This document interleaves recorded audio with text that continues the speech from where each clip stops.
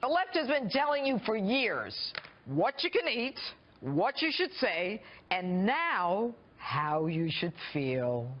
Take a listen to Michelle Obama. Yes,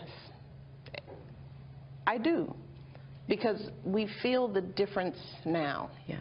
See, now we're feeling what not having hope feels like, you know. Hope is necessary. It's a necessary concept. What else do you have if you don't have hope? Really? This from a woman who in 2008, at 44 years old, said for the first time in her life she was proud of her country when her husband was running for president. And now, 8 years later, you're out of hope, Michelle? You've lived a life few can even imagine, at the citadel of power and prestige in the world. You and your husband, blessed by God and the American people, with the unique and historic opportunity to not only lead America from that shining place on a hill, but impact Americans and give them hope that virtually no others can. And now that you're leaving, hope is gone? Since when does hope rise and fall with you and Barack in the White House? But it doesn't end there. When asked if your husband's administration achieved his promise of hope to Americans, your answer, a resounding yes. Quote, especially in times of crisis and turmoil. Are you kidding?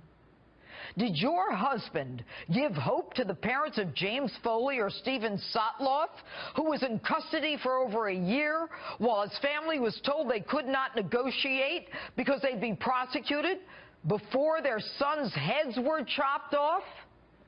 To try to convince America that once you and Barack exit the White House, hope is removed for America is an outrage. And I'll tell you what else is an outrage.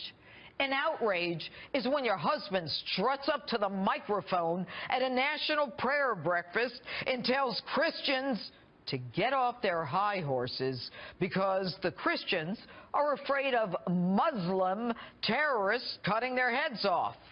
And I'd say that that was a crisis, but no hope there. ISIS today only looms larger. And by the way, Michelle, have you heard of San Bernardino, Orlando, or that workplace violence that happened at Fort Hood in Texas?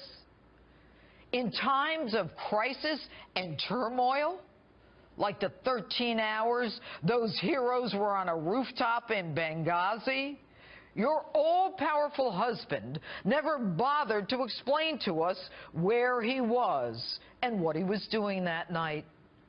All we know is the only power that he was ready to unleash was Air Force One to fly to Las Vegas for a fundraiser the next morning so that you guys could live the life another 4 years in the White House. But I get it. For you, hope is gone. You and your family and friends won't be able to fly to another 46 countries with security and hair and makeup in tow. Michelle, you may not realize it, but Americans rejected you and everything you stand for. They know what hope is. Hope is when people, 30,000 at a time, stand in line in the cold with their children, hoping to get the glimpse of a man that they think can change the course of their lives from the downward spiral that you and Mr. Hope and Change have put them on. I'll tell you what hope and change is. Hope and change is when people show up 20,000 strong after an election, desperate to see the man who actually brought back jobs, almost 1,000, when your husband said it was impossible to bring them back at Carrier. And by the way, if you want to know what it really feels like to not have hope, just walk out of the White House as ordinary Americans. You'll see real fast. Welcome to the America you created, the one with a racial divide, a disrespect of law enforcement and the military, illegals cruising our borders, draining our schools and social services, ISIS and refugees on the rise. No hope? Michelle, I'm surprised at you. What happened to when they go low, we go high? Hey, if you like this video, give me a thumbs up, share, or subscribe. It really helps get the word out there, and it super motivates me to make more videos. Thank you so much.